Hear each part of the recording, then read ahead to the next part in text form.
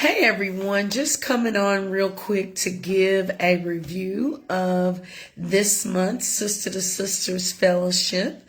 So tonight the theme was, where do we go from here?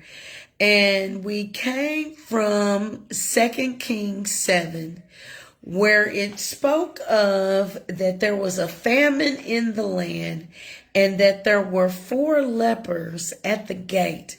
These lepers were at the gate in between like the city of Israel, the Samaria, and also for Syria, which were considered to be enemies to the children of Israel. And so the lepers were on the outskirts of the town and at the gate, and there was a famine in the land. And so the lepers in the 3rd verse said, why are we sitting here until we die? And they said, if we stay here, we're gonna die. If we go back into the city, we're gonna die because there's a famine there. And then if we go on to the Syrians, they said we can surrender to the army and maybe they'll help us. Or, if not, we might die. And so they made the decision to get up from the gate. Where do we go from here is that we have to go. They didn't just stay there at the gate. They moved forward and it says that they left at twilight. And if you go and you look later on in that 7th chapter, it says that by the time that they got to the Syrian army where they were, when they got to the outskirts of where they were, that they were gone. What had happened is that at the same time that the lepers got up to go, the Lord sent a sound of confusion to the Syrian army, and they got afraid, and they thought that armies were coming to attack them. And so they got up and ran away, thinking that they were about to be under attack. So at the same time that the lepers got up, God was already moving on their behalf and putting things in place. And so what we took from that lesson is the significance of getting up and making a move, refusing to be stuck and stationary in the place that you're in.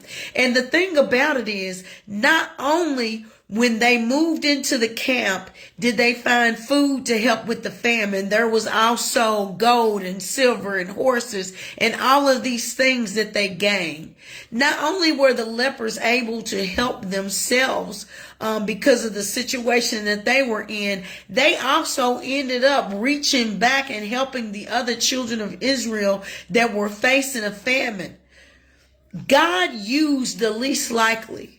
He used the lepers to be the one that would be the answer in the midst of the famine. And the significant thing about it is that when you go to the beginning of chapter 7, Elisha had prophesied and said that about this time tomorrow, that God was going to bring deliverance for the famine. People didn't even believe it. But he said about this time tomorrow. So he released a prophecy, and God used the lepers to be the one to make the movement for the prophecy to come forward. You never know who God is going to use. Don't allow your current circumstance or your current situation to make you believe that God is not going to use you. And right now we are living in some dark times, and God needs to use you to be a light in the midst of the darkness. It does not matter your condition, your situation, or what you have been going through. Don't allow your present circumstance to discount you and make you believe that there is not a purpose and a plan for your life. Where do we go from here? Here does not determine where my next move is. God says in 1 Corinthians, the first chapter, especially getting down to the middle in verses 19 through 31, he talks about how he uses the foolish things of this world to confound the wise. God will choose the least likely to be the one that he calls in this hour to be a source of deliverance. He used those 4 lepers to not only deliver themselves from the famine, but to also impact the lives of others. And the lepers could have been like, hey, now you all are the same ones that had us living on the outskirts, that rejected us because of our condition. But instead of them allowing that to be harbored in their heart, they said, wait a minute, we're not doing right. Something worse could happen to us. Let us go back and share what we have with the other people. God used them, and it made us even think about Esther, and how when people look at the story of Esther's life in the Bible and just think about, oh, she was a queen, and glamorize the ending. But with every ending, there was also a beginning and a middle. Yes, God used Esther to deliver her people, but Esther started out as an orphan. She started out as one having to be in this whole group of women and going through all of this a time of preparation. Sometimes the ending of a thing, oh, that looks beautiful. Like the finished product is something that we want a part of, but that beginning and that middle can be challenging.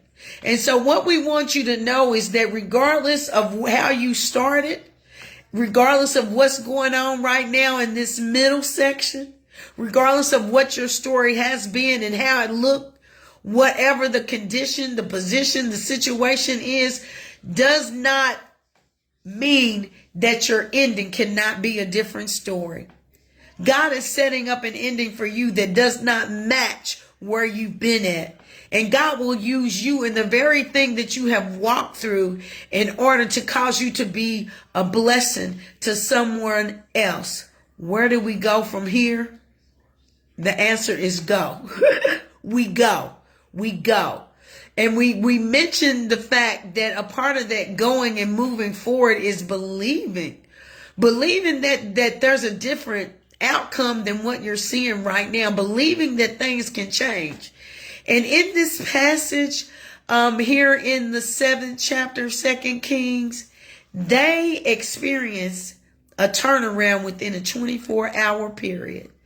And yes, things have been ugly. Yes, things are still ugly. Yes, there's a lot of things going on. And the things that we're dealing with, it's not only at times that we're dealing with stuff in our homes, on our jobs, in our nation. There's just stuff going on all around. But we have to know that we have a heavenly Father that is able to turn things around. In this passage, they went from famine to feast in 24 hours. You never know what the next 24 hours, what changes God is going to bring in your life in the next 24 hours. Our encouragement to you is to keep pressing on, to keep believing. Don't die at the gate. The lepers were at the gate, and gates represent ways out and ways in. Don't die at the gate. Don't give up at the gate. Don't stop fighting at the gate. Use the gate as an opportunity to move forward and move into next. Where do we go from here? We keep going. We refuse to quit. We keep moving forward, knowing that our responsibility is to just go where God leads us. Our responsibility, as we hit on today, is to be obedient to God's direction. Our responsibility is to trust in the Lord with all of our hearts and to lean not to our own understanding, but in all of our ways acknowledge Him and allow Him to direct our paths. God bless you. Until next time, peace.